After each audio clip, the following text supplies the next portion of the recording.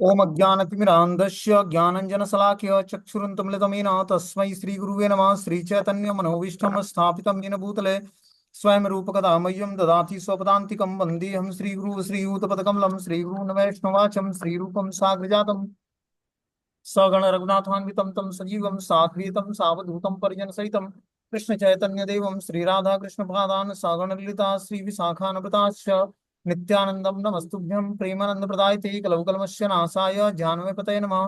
नमो महावदन्याय कृष्ण प्रेम प्रदायते कृष्णाय कृष्ण चैतन्य नामिने गौरद्विष नमः। पंचतत्वात्मकं कृष्णं भक्तरूप स्वरूपकं भक्तावतारं भक्ताख्यं नमामि भक्ति शक्तिकं। नमस्ते बलिनाम श्रेष्ठ नमस्ते धरणीधर प्रलंबारे नमस्ते तु पाहिमां कृष्ण पुरुजा। नमस्ते हलग्राम नमस्ते मुसलायुधम नमस्ते रेवती कांतम नमस्ते भक्तवत्सलम।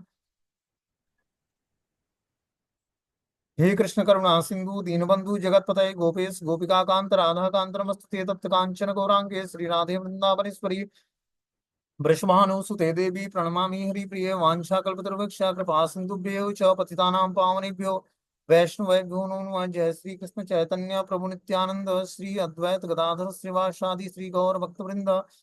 हरे कृष्णा कृष्ण कृष्णा हरे हरे हरे राम राम राम हरे हरे। तो कल हम लोगों ने गोकुल महावन की लीला पढ़ी थी। अब परिक्रमा में आज अक्रूर घाट पे पहुंचेंगे हम लोग। अक्रूर घाट जो है मथुरा से वृंदावन के रास्ते में जब हम आते हैं तो अक्रूर घाट पड़ता है बीच में। मतलब मेन रोड से थोड़ा हट के है यमुना का किनारा अक्रूर घाट। मथुरा से 4 मील उत्तर तथा वृंदावन से 1 मील दक्षिण में अक्रूर घाट है। पास में ही अक्रूर जी का गांव है। प्रसंग इस प्रकार है। जिस समय अक्रूर जी नंद बाबा से श्री कृष्ण और बलदेव जी को रथ पर बिठाकर मथुरा ला रहे थे, उस समय अक्रूर ने रथ को वहीं रोक रोक दिया। रथ पर ही कृष्ण और बलदेव को छोड़कर वह स्वयं स्नान और संध्या आहरित करने के लिए यमुना हद में उतरे। वे स्नान कर जल में ही अपना उपास्य सनातन ब्रह्म का मंत्र जपने लगे और उनका ध्यान करने लगे। किंतु आज उनके ध्यान में अपने इष्ट सनातन ब्रह्म के बदले श्री बलराम और कृष्ण के रूप का दर्शन हुआ है। उधर रथ के ऊपर भी श्री बलराम और कृष्ण को देखा, फिर पानी में डुबकी लगाकर बलराम और कृष्ण को ही देखा। तब उन्हें पूर्ण विश्वास हो गया कि ये श्री बलराम और कृष्ण ही सनातन पूर्ण ब्रह्म है। वो जल में स्नान करके यमुना में और गायत्री मंत्र का जाप करने लगे। तो गायत्री मंत्र जो है भगवान का ही स्वरूप है। तो जब गायत्री मंत्र का जाप करने लगे उस जल में ब्रह्म का मंत्र जपने लगे और ध्यान करने लगे उपास्य सनातन ब्रह्म का, तो उनके ध्यान में श्री राम मतलब बलराम जी और कृष्ण ही आते थे और रथ पर भी बैठे देख रहे थे कि रथ पर भी कृष्ण और बलराम बैठे हैं और मेरे ध्यान में भी कृष्ण और बलराम आ रहे हैं। इसका मतलब जो है सनातन पूर्ण ब्रह्म श्री बलराम जी और कृष्ण ही है। बोल रहे गौड़ीय आचार्यों ने इस विषय में एक सुंदर सिद्धांत की अवतारणा की है। नंद नंदन श्री कृष्ण और रोहिणी नंदन श्री राम बलराम जी ब्रज को छोड़कर अन्यत्र कहीं भी नहीं जाते हैं। इसलिए अक्रूर के साथ ब्रज और मथुरा की सीमा पर इस अक्रूर घाट तक नंद नंदन श्री कृष्ण और रोहिणी नंदन श्री बलराम आए। तत्पश्चात वहीं से वे दोनों अप्रकट रूप से में ब्रज में ही रहे। इस अक्रूर घाट के से अक्रूर के साथ जो रथ पर मथुरा गए वहां की लीलाएं की वे देवकी या वसुदेव नंदन श्री बलराम और देवकी और वसुदेव नंदन श्री कृष्ण ही थे। तो अक्रूर घाट तक जो है वृंदावन का क्षेत्र है। ठीक है ना। और भगवान कृष्ण और बलदेव जो है वृंदावन को छोड़ के नहीं जाते। कौन बलराम और कौन कृष्ण? जो वसुदेव नंदन कृष्ण और वसुदेव नंदन बलराम जी हैं जो देवकी के गर्भ से प्रकट हुए, वो कभी जो है वृंदावन छोड़ के बाहर नहीं है, ब्रज में भी नहीं जाते कहीं। मतलब मथुरा भी ब्रज क्षेत्र में आता है, ब्रज क्षेत्र की राजधानी है मथुरा, लेकिन भगवान वृंदावन छोड़ के कहीं नहीं जाते। तो अक्रूर घाट तक जो है वृंदावन का क्षेत्र है। भगवान वहां तक गए, उसके बाद वहां से लौट आए। नंद नंदन श्री कृष्ण लौट आए और जो देवकी नंदन है वो आगे बढ़े। यशोदा नंदन और देवकी नंदन तत्वतः एक ही हैं, फिर भी रस की दृष्टि से इसमें वैशिष्ट वर्तमान है तो एक ही यशोदा नंदन और देवकी नंदन, लेकिन रसों की दृष्टि से जो है इसमें कुछ वैशिष्टिक वर्तमान है। मतलब कुछ वैशिष्टिक में अंतर है इसमें। दूसरा प्रसंग ये आता कि एक समय नंद बाबा ने एकादशी के दिन निर्जल उपवास कर उसी रात में द्वादशी लग जाने पर रात्रि काल में ही स्नान करने के लिए यमुना में प्रवेश किया। आसुरी बेला में स्नान करने के कारण वरुण देव ने के अनुचरों ने श्री नंद बाबा को पकड़कर उन्हें वरुण लोक में उपस्थित किया। कुछ ही देर में भगवान श्री कृष्ण ने भी वरुण लोक में पहुंचे। श्री वरुण देव ने सर्व ऐश्वर्य श्री कृष्ण सर्वेश्वर श्री कृष्ण की उपहार के साथ पूजा अर्चना करके श्री नंद बाबा को आदर पूर्वक उन्हें समर्पण कर दिया। तो नंद बाबा जो है एकादशी में एक दिन निर्जला उपवास रखे थे, उनको अर्धरात्रि में उठकर द्वादशी में रात्रि काल में ही स्नान करने लगे यमुना में। तो अर्धरात्रि में जो है जो समय आसुरी बेला होती है उस समय स्नान करने लगे। तो क्या हुआ, वरुण देव के जो है दूत जो है अनुचर जो थे नंद बाबा को पकड़कर और वरुण वरुण लोक में ले गए। वहां ले जाकर वरुण देव को के पास हाजिर किया। तो उन्हें पता लगा कि ये नंद बाबा हैं, मतलब कृष्ण के पिताजी हैं। तो बहुत ही रिस्पेक्ट पूर्वक उनकी पूजा किया उन्होंने। और तब तक भगवान भी पहुंच जाते हैं और फिर नंद बाबा को आदर पूर्वक उन्हें समर्पित कर देते हैं भगवान कृष्ण को। श्री नंद बाबा इसे देखकर बड़े ही आश्चर्यचकित हुए। उन्होंने दूसरे दिन यह घटना ब्रजवासियों को सुनाया। वे लोग भी श्री कृष्ण से उनके परम धाम का दर्शन कराने से अनुरोध करने लगे। महाकारुणिक भगवान ने उस ब्रजवासियों को यहीं पर अपने सनातन ब्रह्मलोक का दर्शन कराया था, जहां इससे पूर्व उन्होंने भक्त अक्रूर जी को उन्हें इष्ट देव का दर्शन कराया था। तो जहां पर अक्रूर घाट है उसी घाट पर सारे ब्रजवासियों को भी भगवान ने अपने सनातन ब्रह्मलोक का दर्शन कराया था। होते हैं इति संचिन्त्यम भगवान महाकारुण्यको हरिम दर्शयामास लोकम स्वगोपानां तमसम परम ते तु ब्रह्म हृदम नीतां मग्ना कृष्णेन चोदितां ददृश्य ब्रह्मणो लोकम यत्रा अक्रूरो अध्य गातपुराम। जहाँ अक्रूर घाट में करोड़ों तीर्थ विद्यमान रहते हैं, सूर्य ग्रहण के समय यहाँ स्नान करने की विधि है। अक्रूर घाट जो है जस्ट वृंदावन से और मथुरा जाने में राजमार्ग मतलब बीच में ही पड़ता है। जस्ट जहाँ वृंदावन की सीमा समाप्त होती है उससे पहले ही अक्रूर घाट है। वहां कोई जाकर व्यक्ति को जो सूर्य ग्रहण के समय स्नान करता है उसको करोड़ों तीर्थ में स्नान करने का फल मिलता है। बोलते हैं विष्णु लोकम प्रदम तीर्थम मुक्ता कुरूर प्रदायिने कृष्णो क्षण प्रसादाय नमस्ते विष्णु रूपिणे। श्री चैतन्य महाप्रभु जब जगन्नाथपुरी से झारखंड के पथ से वृंदावन पधारे थे उस समय वृंदावन में कोई बस्ती नहीं थी, केवल चारों ओर गंभीर वन ही वन था। वे रात में अक्रूर घाट में ही वास करते थे। प्रातः काल होने पर वे वृंदावन से यमुना के किनारे इमली तला घाट पर बैठकर प्रेम में आविष्ट होकर तृतीय पहर तक हरि नाम करते थे। तो जब चैतन्य महाप्रभु जगन्नाथपुरी से झारखंड के पथ से वृंदावन पधारे तो उस समय वृंदावन में कोई बस्ती नहीं थी, वृंदावन में बस जंगल ही जंगल था। चारों ओर गंभीर वन ही वन थे। वे रात में ही अक्रूर घाट पर ही वास करते थे और प्रातःकालीन होते ही यमुना में स्नान करके वृंदावन में यमुना के किनारे किनारे इमली तला घाट पर आ जाते और बैठकर प्रेम में आविष्ट होकर तृतीय पहर तक नाम जप करते। उनके नेत्रों से अविरल अश्रुधारा प्रवाहित होती रहती और उनके अंगों में दीप्यमान अष्ट सात्विक विकार दृष्टिगोचर होते। उस समय उनके साथ केवल श्री बलभद्र बलभद्र भट्टाचार्य थे। श्री चैतन्य चरितामृत में इस प्रसंग का बड़ा ही हृदय ग्राही वर्णन मिलता है। यहाँ पर प्राचीन काल में बृहस्सेन राजा के लिए शांत ऋषि ने यज्ञ करवाया था। अक्रूर घाट का दूसरा नाम ब्रह्महद भी है क्योंकि कृष्ण ने गोपों को यहाँ ब्रह्म धाम का दर्शन कराया था। तो गोपों को अपने जो गोप ग्वाल मित्र थे उनको भगवान ने यहाँ पर ब्रह्महद का दर्शन कराया था, ब्रह्म धाम का। अक्रूर को भी यहीं पर सनातन पूर्ण ब्रह्म का दर्शन कराया था। अक्रूर जी जब स्नान करने के लिए जल में डुबकी लगाते तो यहीं पर पूर्ण सनातन ब्रह्म जो भगवान कृष्ण और बलराम हैं उस रूप में भगवान ने उनको दर्शन दिया था। अब आगे जब बढ़ते हैं अक्रूर घाट से तो यज्ञ स्थल पड़ता है। अक्रूर घाट के पास ही माथुरी ब्राह्मणों के यज्ञ करने का स्थान है। यहाँ पर जो मथुरा के ब्राह्मण थे वो आकर यज्ञ करते थे। बोलते हैं एक समय गोप सखाओं के साथ श्री कृष्ण कहीं पास में ही गौचारण कर रहे थे। भूख लगने पर कृष्ण ने सखाओं को भी यही यज्ञ करने और ब्राह्मणों के पास भोज द्रव्य मांगने के लिए भेजा था, किंतु यज्ञ करने में संलग्न भक्ति रहित उन ब्राह्मणों ने उन्हें भोज्य पदार्थ नहीं दिए। सखा लोग तिरस्कृत होकर कृष्ण के पास लौटे। श्री कृष्ण ने उन्हें समझा बुझाकर पुनः ब्राह्मणों की पत्नियों के पास कुछ मांगने के लिए भेजा। तो जो वैदिक ब्राह्मण थे मथुरा के, वो क्या करते, यज्ञ कर रहे थे वैदिक कर्मकांड के। तो कृष्ण बलराम को भूख लगी थी, ग्वाल वालों को भी। ग्वाल वालों ने बोला कि हे कृष्ण, कोई भोजन का अरेंजमेंट करो। तो भगवान ने बोला कि पास में ही जो है ब्राह्मण जो हैं वैदिक यज्ञ कर रहे हैं, और इनसे जाकर आप लोग भोजन मांग लो। तो कृष्ण के आदेश पर सारे ग्वाल वाल जो है भोजन के लिए जाते हैं, और ब्राह्मण जो है उनकी बातों पर ध्यान नहीं देते हैं। अब फिर वो लौट आते हैं। वो यज्ञ करने में इतने संलग्न थे कि बच्चों की बातों पर ध्यान नहीं दिया ग्वाल वालों के। तो भगवान के पास लौट आते हैं, और फिर कृष्ण समझा बुझाकर फिर पुनः ब्राह्मणों की पत्नियों के पास मांगने के लिए भेजते हैं। जब ब्राह्मण की पत्नियों के पास मांगने के लिए भेजते हैं, तो पत्नियों ने, जो ब्राह्मण पत्नियां थी, उन्होंने स्वयं भोजन बनाकर कृष्ण बलराम के लिए ले आया और ग्वाल बालों के लिए।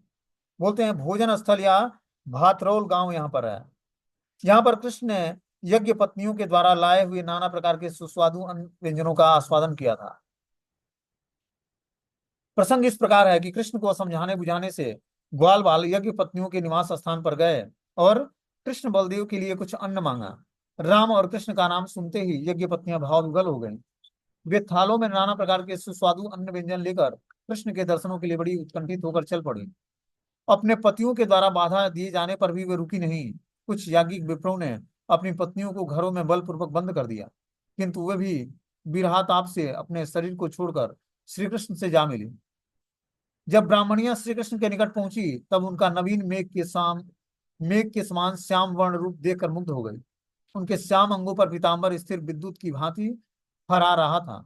वे कृष्ण का दर्शन करके प्रेम में इस प्रकार आविष्ट हो गई कि अपने पतियों के पास भी वापस घर लौटने नहीं चाहती थी, किंतु कृष्ण के द्वारा समझाए जाने पर इसी प्रकार घर लौटने के लिए तैयार हुई। उनके घर लौटते ही उनके पतियों के भाव संपूर्ण रूप से बदल गए।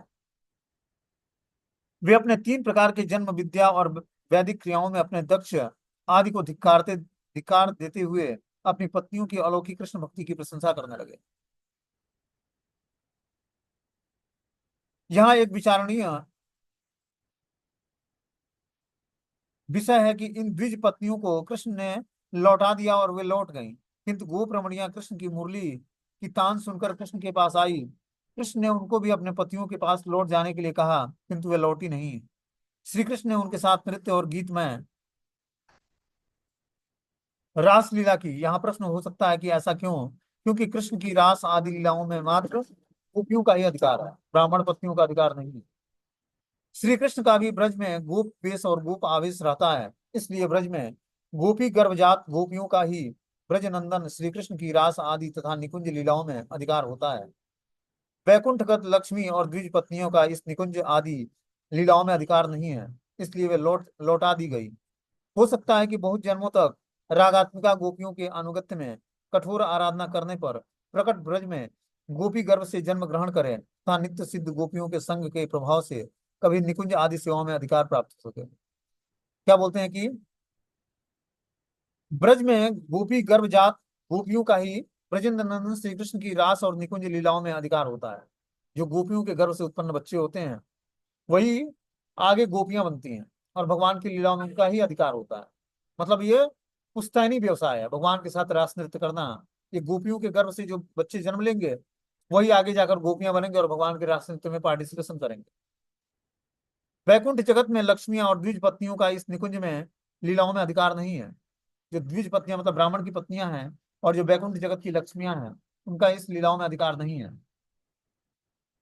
इसलिए वो लौटा दी गई। हो सकता है कि बहुत जन्मों तक रागात्मिका गोपियों के अनुगत्य में कठोर आराधना करने पर ये प्रकट ब्रज में गोपी गर्भ से जन्म ग्रहण करें और नित्य सिद्ध गोपियों के संग में के प्रभाव से कभी निकुंज आदि सेवाओं में अधिकार प्राप्त कर सके।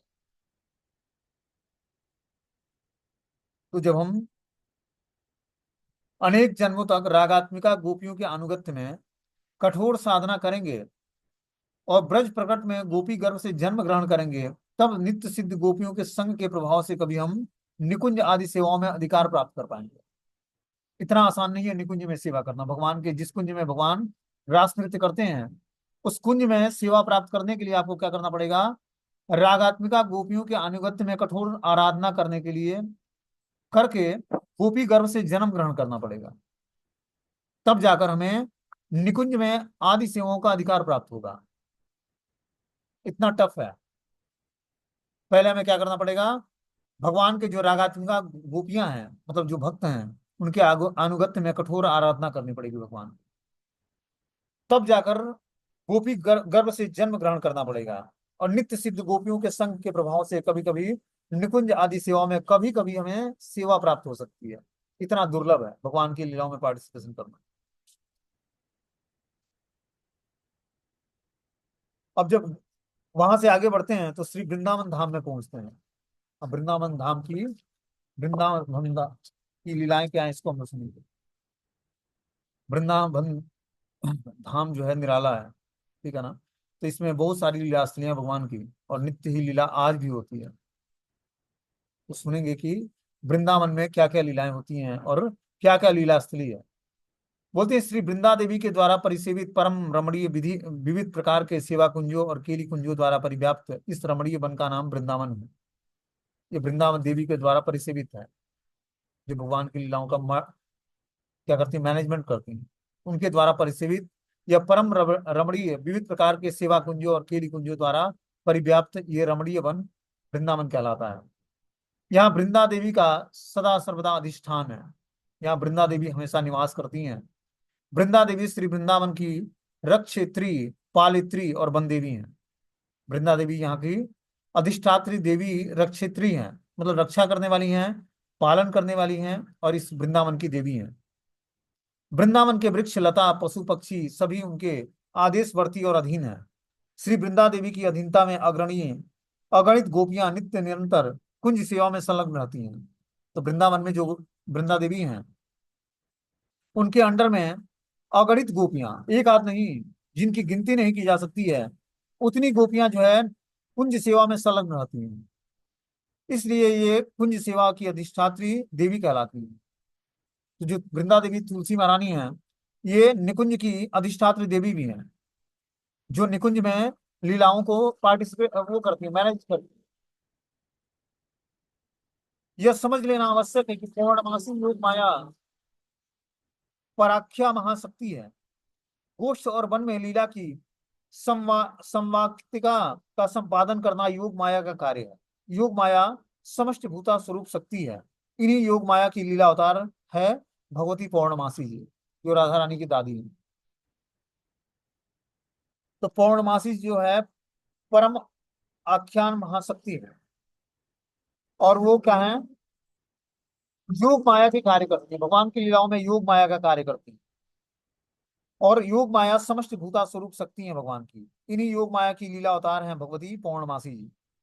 दूसरी ओर राधा कृष्ण के निकुंज विलास और रास विलास आदि का संपादन करने वाली वृंदा देवी हैं। तो जो ये पौर्णमासी जी हैं और वृंदा देवी हैं, इन्हीं का भगवान की लीलाओं में बहुत ही इंपॉर्टेंट रोल है। ये पूर्ण रूपेण जो है भगवान की लीलाओं में मदद करती हैं, सेवाएं करती हैं, मैनेजमेंट करती हैं। वृंदा देवी के पिता का नाम चंद्रभानु, माता का नाम फुल्लरा गोपी और पति का नाम महिपाल है। ये सदैव वृंदावन में ही निवास करती हैं। ये वृंदा वृंदा वृंदारिका, मैना, मुरली आदि दूती सखियों में सर्वप्रधाना है। तो जो वृंदा देवी हैं, ये वृंदा वृंदारिका, मैना, मुरली आदि दूती सखियों में सर्वप्रधान गोपी हैं। विविध प्रकार के उपाय और कौशल के द्वारा युगल मिलन का संपादन ही इनका कार्य है। अतः यही वृंदावन की वन देवी श्री कृष्ण की लीलाख्या महाशक्ति विशेष मूर्ति स्वरूपा है। इन्हीं वृंदा ने अपनी परिसेवित सेवित और परिपालित वृंदावन के साम्राज्य को महाभाव स्वरूपा वृषभानुनंदिनी श्रीमती राधा रानी के चरणों में समर्पण कर रखा है। इसलिए श्रीमती राधा रानी जी वृंदावनेश्वरी कहलाती हैं। पुराण में महाराजा केदार की जिस कन्या वृंदा देवी का वर्णन है, ब्रह्म वैवर्त पुराण में राजा कुशध्वज की पुत्री जिस तुलसी का शंख चूर्ण से विवाह आदि का वर्णन है, तथा पृथ्वी लोक में हरिप्रिया वृंदा या तुलसी जो वृक्ष रूप में देखी जाती है, ये सभी सर्वशक्तियां श्रीमती राधिका के काय विहुआ स्वरूपा सदा सर्वदा वृंदावन में निवास कर और सदैव वृंदावन के निकुंजों में युगल की सेवा करने वाली वृंदा देवी की अंश प्रकाश और कला स्वरूपा है। इन्हीं वृंदा देवी के नाम से यह वृंदावन प्रसिद्ध है। तो वृंदावन का नाम वृंदावन कैसे है? वृंदा देवी के कारण। उन्हीं के कारण इस वृंदावन को वृंदावन बोला जाता है, और इसी कारण से वृंदा देवी के कारण ही वृंदावन प्रसिद्ध है। प्रमाण शिरोमणि श्रीमद् भागवतम में यत्र तत्र सर्वत्र ही श्री वृंदावन की प्रचुर महिमा का वर्णन प्राप्त है। श्री नंद बाबा के मंत्री और ज्येष्ठ भ्राता श्री उपानंद जी कह रहे हैं कि उपद्रवों से भरे हुए इस गोकुल महावन में न रहकर तुरंत हम सभी सब प्रकार से सुरम्य तृणों से आच्छादित नाना प्रकार के वृक्ष वृक्ष वल्लरियों और पवित्र पर्वत से सुशोभित गौ आदि पशुओं के लिए सब प्रकार से सुरक्षित इस परम रमणीय वृंदावन में हम गोप गोपियों के साथ निवास करना कर्तव्य है। तो जो उपानंद जी हैं, नंद बाबा के बड़े भाई हैं, वो गोकुल महावन के उपद्रवों से भयभीत होकर, मतलब उपद्रवों से प्रभावित होकर, तो बोलते हैं कि जो परम सुरम्य तृणों से वे आच्छादित नाना प्रकार के वृक्ष वल्लरियों से तथा पवित्र पर्वतों से सुशोभित गौ आदि पशुओं के लिए सब प्रकार से सुरक्षित जो परम रमणीय वृंदावन है, वहीं पर हम गोप गोपियों के साथ निवास करना हमारा वास्तविक कर्तव्य है। वनम वृंदावनम नाम पश्यव्यम नावकाननम गोप गोपी गवासिभ्यम पुण्यादि तृण विरुद्धतम। चतुर्मुख ब्रह्मा श्री कृष्ण की अद्भुत लीला माधुरी का दर्शन कर बड़े ही विस्मुत हुए और हाथ जोड़कर प्रार्थना करने लगे। तद भूरि भाग्यमिहं जन्म किमट्टव्यम यद गोकुले अपि कदमांग्य गिरोज अभिषेकम यद जीवितम तु निखिलम भगवान मुकुंदम सत्वघापि यद पद रजम श्रुति मृग्यमेवम। ब्रह्मा जी ने कहा, ब्रह्मा जी कह रहे हैं कि अहो, आज तक भी श्रुतियां जिनके चरण कमलों की धूलि का अन्वेषण करके भी नहीं पा सकती हैं, वे भगवान मुकुंद जिनके प्राण और जीवन सर्वस्व हैं, इस वृंदावन में उस ब्रजवासियों में से किसी की चरण धूलि में अभिषिक्त होने योग्य तृण गुल्म और किसी भी योनि में जन्म होना मेरे लिए महा सौभाग्य की बात होगी। ब्रह्मा जी क्या बोल रहे हैं कि श्रुतियां जिनके चरण कमलों की धूलि के अन्वेषण करके भी प्राप्त नहीं कर पाती हैं, वे भगवान मुकुंद जिनके प्राण और जीवन सर्वस्व हैं, इस वृंदावन में उन ब्रजवासियों में से किसी की भी चरण धूलि के अभिषिक्त होने योग्य तृण गुल्म और किसी भी योनि में मैं जन्म लेकर लेना हमारे लिए महा सौभाग्य की बात है कि मैं वृंदावन में तृण ही क्यों न बन जाऊं या गुल्म लता ही क्यों न बन जाऊं। ये योनि ही सर्वश्रेष्ठ योनि है, क्योंकि वृंदावन वासियों के ब्रजवासियों के चरण धूलि से मैं अभिषिक्त होता रहूंगा। ये परम सौभाग्य की बात है। यदि इस वृंदावन में किसी योनि में जन्म लेने की संभावना न हो तो नंद गोकुल के प्रांत भाग में किसी शिला के रूप में जन्म ग्रहण करूं, जिससे वहां की मैला साफ करने वाली जमादारनियां भी अपने पैरों को साफ करने के लिए उन पत्थरों पर पैर रगड़ें, जिससे उनकी चरण धूलि को स्पर्श करने का भी सौभाग्य प्राप्त हो। अब देखो ब्रह्मा जी क्या मांग रहे हैं भगवान से वरदान।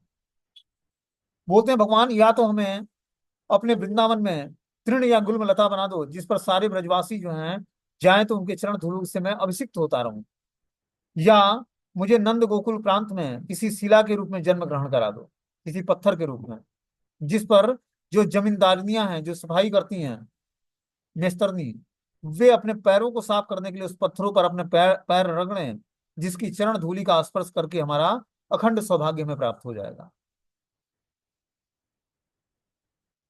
प्रेमातुर भक्त उद्धव जी जो यहाँ तक कहते हैं कि जिन्होंने दुस्तेज्य पति पुत्र आदि सगे संबंधियों, आर्य धर्म और लोक लज्जा आदि सब कुछ का परित्याग कर श्रुतियों के अन्वेषणीय स्वयं भगवान ब्रजेंद्र नंदन श्री कृष्ण को भी अपने प्रेम से वशीभूत कर रखा है, मैं उन गोपियों की चरण धूलि से अभिषिक्त होने के लिए इस वृंदावन में गुल्म लता आदि किसी भी रूप में जन्म प्राप्त करने पर अपना अहोभाग्य समझूंगा।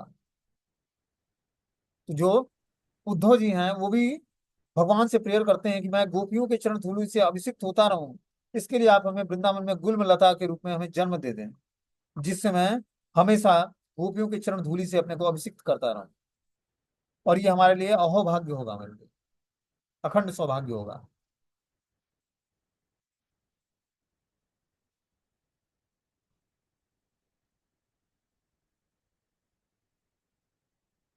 आगे बोलते हैं इसमें श्रीमद् भागवतम से 10वें स्कंद के 47वें अध्याय के 61 नंबर श्लोक है कि आशा महो चरण शरण रेणु महम श्याम वृंदावने किमपि गुल्मलतो औषधीनाम या दुस्तेजम स्वजन मार्य पथम चहित्वा भंजे मुकुंद पदवी स्तुति भी मृगायम।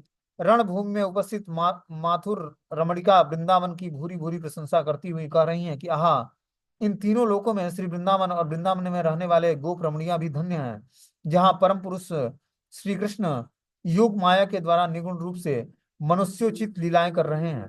विचित्र वनमाला से विभूषित होकर बलदेव और सखाओं के साथ मधुर मुरली को बजाते हुए गौचारण करते हैं और विविध प्रकार की क्रीड़ाविलास में मग्न रहते हैं। बोलते हैं आगे की पुण्यावतम ब्रज भुवो यदम निलिप्तम गूढ़म पुराण पुरुषम वन चित्रमाल्यम गाम पालयन सबलम कवर्ण्य यशश्च वेणु विक्रीड्य या चति मार्चिताग्रिम। कृष्ण प्रेम में उन्मत्त एक गोपी दूसरी गोपी को संबोधित करती हुई कह रही है, क्या बोल रही है? वृंदावनम सखी भुवो बिजनोति कीर्तिम यद देव की सुत पदाम्बुज लब्ध लक्ष्मी गोविंद वेणु मनुमत्त मयूर नित्यम प्रेक्षादि शांतव परतान्य समस्त सत्वम। अरे सखी, यह वृंदावन वैकुंठ लोक से भी अधिक रूप में पृथ्वी की कृत का विस्तार कर रहा है, क्योंकि यह यशोदानंदन श्री कृष्ण के चरण कमलों के चिन्हों को अपने अंगों में धारण कर अत्यंत सुशोभित हो रहा है। जब रसिक रसिक शिरोमणि श्री कृष्ण अपने विश्व मोहिनी मुरली की तान छेड़ देते हैं, उस समय बंसी ध्वनि को मेघ गर्जना समझकर मयूर अपने पंखों को फैलाकर उन्मत्त की भांति नृत्य करने लगते हैं। इसे देखकर पर्वत के शिखरों पर विचरण करने वाले पशु पक्षी संपूर्ण रूप से निस्तब्ध होकर अपने कानों में मुरली ध्वनि और नेत्रों में मयूर के नृत्य का रसास्वादन करने लगते हैं। तो जब भगवान विश्व मोहिनी मुरली का तान छेड़ते हैं, उस समय बंसी ध्वनि को मेघ गर्जना समझकर मयूर अपने पंखों को फैलाकर उन्मत्त की भांति नृत्य करने लगते हैं। जो वृंदावन के मयूर हैं वो नृत्य करने लगते हैं पैरों को पंखों को फैलाकर। इसे देखकर पर्वत के शिखरों पर विचरण करने वाले पशु पक्षी संपूर्ण रूप से निस्तब्ध होकर अपने कानों से ध्वनि और नेत्रों से मयूर के नृत्य का रसास्वादन करने लगते हैं। औरों की तो बात ही क्या, परम रसिक और भावुक स्वयं सुखदेव गोस्वामी जी परम पुलकित होकर वृंदावन की पुनः पुनः प्रशंसा करते हैं और अपने सिर पर मयूर पिच्छ, कानों में पीले कनेर के सुगंधित पुष्प, श्याम अंगों पर स्वर्णिम पीतांबर, गले में पंचरंगी पुष्पों की चरण लंबित वनमाला धारण कर अपनी अधर सुधा के द्वारा वेणु पर प्रपुरित कर उनके मधुर नाद से चर अचर सबों को मुग्ध कर रहे हैं तथा ग्वाल बाल जिनकी कृत का गान कर रहे हैं। ऐसे भुवन मोहन नटवर वेश धारण कर श्री कृष्ण अपने श्री चरण चिन्हों से के द्वारा सुशोभित करते हुए परम रमणीय वृंदावन में प्रवेश कर रहे हैं। तो भगवान जो है बता रहे हैं कि औरों की बात क्या कहा जाए, परम रसिक और भावुक स्वयं सुखदेव गोस्वामी परम पुलकित होकर वृंदावन की प्रशंसा करते हैं। क्या करते हैं कि अपने सिर पर मयूर वृक्ष, कानों में पीले कनेर की सुगंध पुष्प, श्याम अंगों पर स्वर्णिम पीतांबर, गले में पंचरंगी पुष्पों की चरण लंबित वनमाला धारण कर अधर सुधा के द्वारा वेणु को प्रपुरित कर उनके मधुर नाद से चर अचर सबों को मुग्ध कर रहे हैं तथा ग्वाल बाल जिनकी कृत का गायन कर रहे हैं। ऐसे भुवन मोहन नटवर वेश धारण कर श्री कृष्ण अपने श्री चरणों चिन्हों के द्वारा सुशोभित करते हुए परम रमणीय वृंदावन में प्रवेश कर रहे हैं। बर्हा पीड़म नटवर बपु कर्णयो कर्णिकारम बिभ्रतवास कनकवसम वैजयंती च मालाम रद्राणम वेणुरधयम सुधया पूरन गोप वृंदे वृंदारण्यम सुपदरमणम प्राविशत गीत कीर्तिम। इसलिए अखिल चिदानंद रसों से आप्लावित मधुर वृंदावन को छोड़कर श्री कृष्ण कदापि अन्यत्र गमन नहीं करते हैं। वृंदावन्यम परित्यज्य पाद मेकम न गच्छति। एक रसिक और भक्त कवि ने वृंदावन के संबंध में श्रुति पुराणों का सार गागर में के सागर की भांति संकलन कर ठीक ही कहा है। क्या बोला है कि ब्रज समुद्र मथुरा कमल वृंदावन मकरंदम ब्रज वनिता सब पुष्पम मधुर कंद गोविंद गोकुल चंदम। कि ब्रज समुद्र मथुरा कमल वृंदावन मकरंदम, कि ब्रज का जो समुद्र है मथुरा है और जो उसका कमल है वो वृंदावन है। ब्रज बनिता सब पुष्पम मधुकर गोविंद चंद्रम। तो ब्रज में जो है वनिता पुष्प हैं जिसके भौरे जो है गोकुल चंद्र जी हैं। अब बता रहे हैं कि वृंदावन की विशेष महिमा क्या है, इसको हम लोग सुनेंगे। श्री वृंदावन केवल तीर्थ ही नहीं, भगवान का निज धाम और निज गृह है।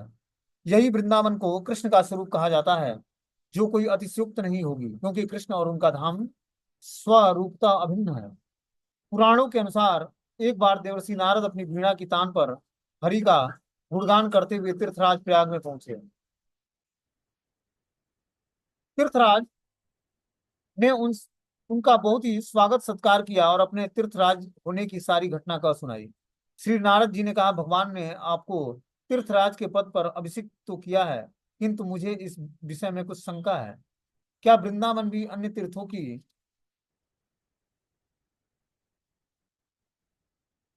भांति आपको कभी भी भेंट देने के लिए उपस्थित होता है? तीर्थराज ने उत्तर दिया, नहीं तो तीर्थराज जो है, जो प्रयाग है, वो सारे तीर्थों का राजा है। मतलब सारे तीर्थ आकर वहां पर जो है भेंट अर्पण करते हैं तीर्थराज को। तो भगवान नारद मुनि बोलते हैं कि क्या वृंदावन आकर, वृंदावन भी एक तीर्थ है, तो क्या वृंदावन ये आकर आपको कुछ भेंट अर्पण करता है? श्री नारद ने पूछा, फिर आप कैसे तीर्थराज हैं? यह बात तीर्थराज जी के हृदय में चुभ गई। सोचा, बात तो ठीक है, मैं फिर तीर्थराज कैसे हुआ? वे भगवान के पास पहुंचे। तो तीर्थराज प्रयाग जो है भगवान के पास जाते हैं। तीर्थराज के आते हुए देखकर भगवान ने उनको यथोचित सम्मान दिया और उनके आने का कारण पूछा। तीर्थराज ने नम्रता से कहा, प्रभु, आपने मुझे तीर्थराज के पद पर अभिषिक्त तो किया है, किंतु वृंदावन तीर्थ तो कभी भी मुझे भेंट देने के लिए नहीं आता है। फिर मैं तीर्थराज कैसे हुआ? यदि वृंदावन जैसा एक छोटा सा तीर्थ मेरी अधीनता स्वीकार न करे, तो मेरा तीर्थराज होना सर्वथा अनुचित है। प्रयागराज की बात सुनकर भगवान क्षण भर तक मौन हो गए। उनके नेत्रों से अश्रु बिंदु झलक पड़े। उन्हें ब्रज का स्मरण हो आया। सखाओं के साथ गौचारण नंद बाबा और यशोदा का स्नेह और अपनी प्रियतमा किशोरी श्री राधिका, गोपांगनाएं और उनके साथ रास विलास आदि अनेक चित्र उनके हृदय में क्रमशः स्फुरित होने लगे। उनका हृदय द्रवित हो गया। तत्पश्चात कुछ स्वस्थ होने पर गंभीर होकर कहने लगे, तीर्थराज, मैंने ठीक ही तुम्हें तीर्थों का राजा बनाया है, परंतु अपने घर का राजा नहीं बनाया है। श्री वृंदावन मेरा अपना घर है। घर ही नहीं, मेरी प्राण प्रिया श्री राधिका का विहार स्थली है। वहां की अधिपति और ईश्वरी तो वे ही हैं। वे ही वृंदावनेश्वरी हैं। मैं भी सदा वहीं निवास करता हूँ। अतः तुम तीर्थराज ही हो, इसमें कोई संदेह नहीं है। वृंदावन केवल तीर्थ नहीं है, तुम भी इसी प्रकार वृंदावन की सेवा करने के लिए आराधना कर सकते हो। यही नहीं, पद्म पुराण में श्रीमद् भागवतम महात्म्य में श्री नारद मुनि ने भक्ति देवी को वृंदावन का महात्म्य समझाते हुए कहा है कि वृंदावन से संयोग मुनस्त्वं तरुणीं नवां, धन्यं वृंदावनम तेनम भक्ति नित्यंति यत्र च। हे देवी, वृंदावन के संयोग से तुम फिर नवीन तरुणी हो गई हो। अतः यह वृंदावन धाम धन्य है। यहाँ भक्ति यत्र तत्र सर्वत्र नृत्य करती है।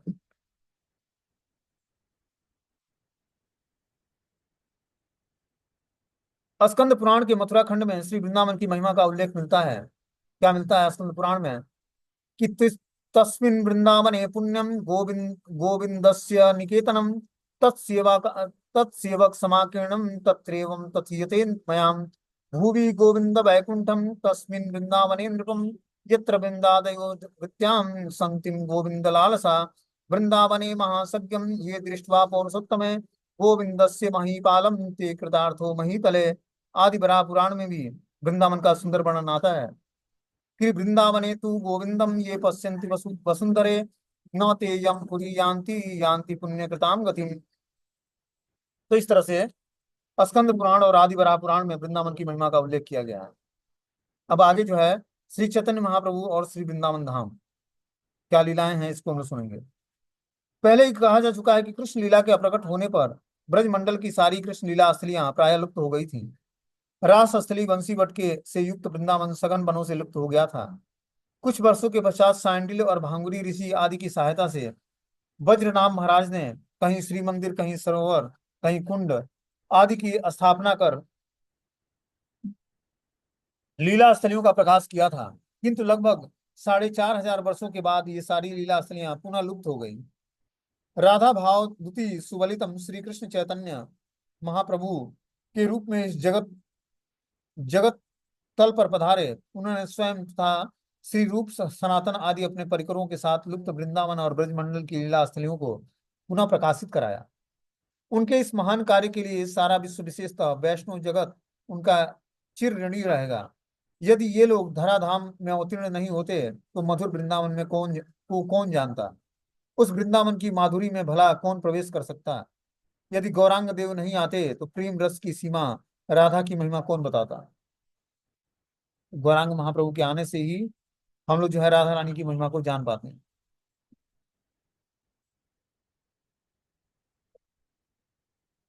और उन्होंने ही वृंदावन की लीला स्थलियों की स्थापना की, गौरांग महाप्रभु ने। क्योंकि 4,500 वर्ष बाद जो है सारी लीला स्थलियां लुप्त हो गई। जो ब्रजराम ने जो लीला स्थलियों को स्थापित किया था, और धीरे धीरे कलयुग के प्रभाव से सारी लीला स्थलियां लुप्त हो गई। श्री चैतन्य महाप्रभु के पश्चात उन्हीं की विशेष आज्ञा से श्री लोकनाथ गोस्वामी, श्री भूगर्भ गोस्वामी, श्री सनातन गोस्वामी, श्री रूप गोस्वामी, श्री गोपाल भट्ट गोस्वामी, श्री रघुनाथ भट्ट गोस्वामी, श्री रघुनाथ दास गोस्वामी, श्री जीव गोस्वामी आदि गौड़ी वैष्णवाचार्यों ने विविध शास्त्रों की सहायता से अपने अथक परिश्रम द्वारा ब्रज की लीला स्थलियों को प्रकाशित किया था। तो ये सारी लीला स्थलियां जो है भगवान के द्वारा ही प्रकाशित किया गया, ये सारी गोस्वामियों के द्वारा ही प्रकाशित किया गया। इन्होंने ही वृंदावन की लीला स्थलियों को खोजा और पुनः स्थापित कराया।